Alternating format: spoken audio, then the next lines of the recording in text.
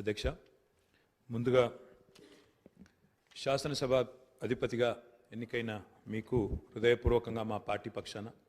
మా అందరి పక్షాన కూడా హృదయపూర్వకంగా మీకు అభినందనలు తెలియజేస్తూ మా పార్టీ అధ్యక్షులు పెద్దలు శ్రీ కేసీఆర్ గారు వారు దురదృష్టవశాత్తు వారికి కొంత గాయమయ్యి హాస్పిటల్లో ఉన్నప్పటికీ ఎప్పుడైతే ఈ ప్రతిపాదన శ్రీధర్ బాబు గారి ద్వారా మరి వారికి వచ్చిందో వెంటనే ఒక క్షణం కూడా సంకోచించకుండా రెండో ఆలోచన లేకుండా తప్పకుండా సహకరించవలసిందే అని చెప్పి ఏకగ్రీవంగా ఎన్నిక కావడానికి వారు మాకు ఆదేశాలు ఇవ్వడం జరిగింది. దానికి అనుగుణంగానే నిన్న మీ నామినేషన్లో కూడా మేమందరం కూడా పాల్గొనడం జరిగింది. అధ్యక్ష, మీతో వ్యక్తిగతమైన అనుబంధం కూడా నాకు చాలా ఉంది. మీరు 2009 శాసనసభకు ఎన్నికైన నాడు నేను కూడా మీతో పాటు సహచర శాసనసభ్యుడిగా ఉన్నాను. ఆనాడు తెలంగాణ ఉద్యమంలో కూడా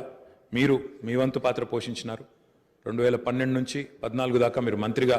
ముఖ్యంగా మా శాఖకు మంత్రిగా, హ్యాండ్లూమ్స్ అండ్ టెక్స్టైల్స్ డిపార్ట్మెంట్కి మంత్రిగా మీరు పనిచేసిన క్రమంలో ఆనాడు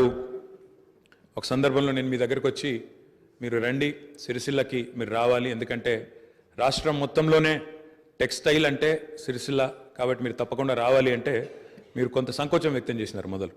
మరి ఇప్పుడు ఉద్యమం ఉధృతంగా ఉంది, నేను మంత్రిగా ఉన్నాను, ఈ సమయంలో వస్తే ఏమైనా ఇబ్బంది ఉంటుందా అంటే లేదు, మనం కలిసే పోదామని చెప్పి ఆ రోజు మీరు రావడమే కాకుండా ఆనాడు మరి బ్రహ్మాండంగా మీరు వచ్చి అక్కడ కార్మికుల సమస్యలు విని తర్వాత చాలా సమస్యల పరిష్కారానికి మీ స్థాయిలో మీరు కృషి చేసినందుకు కూడా మీకు మనస్ఫూర్తిగా ఈరోజు మళ్ళొకసారి అభినందనలు, ధన్యవాదాలు కూడా తెలియజేస్తూ మరి ఒక ఉన్నతమైన సాంప్రదాయానికి ఈరోజు మరి తెరదీస్తూ ఇతర పెద్దలు గౌరవనీయులు తెలంగాణ రాష్ట్రం ఏర్పడ్డ తర్వాత పెద్దలు శ్రీకొండ మధుసూదనాచారి గారు, తర్వాత శ్రీ పోచారం శ్రీనివాసరెడ్డి గారు, తదనంతరం మీరు, మరి వారు ఇద్దరు కూడా నెలకొల్పిన సాంప్రదాయాలు, కాపాడిన విలువలు, వాటన్నిటిని మీరు కూడా పరిరక్షిస్తారని మనస్ఫూర్తిగా ఆకాంక్షిస్తూ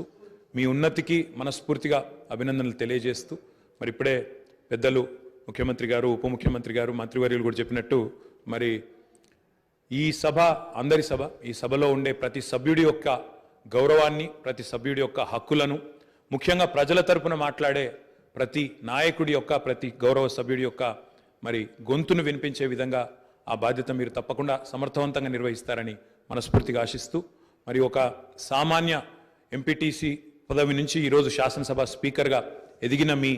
జీవితం ఏదైతే ఉందో, రాజకీయ ప్రస్థానం ఏదైతే ఉందో, ఇది చాలామందికి తప్పకుండా స్ఫూర్తి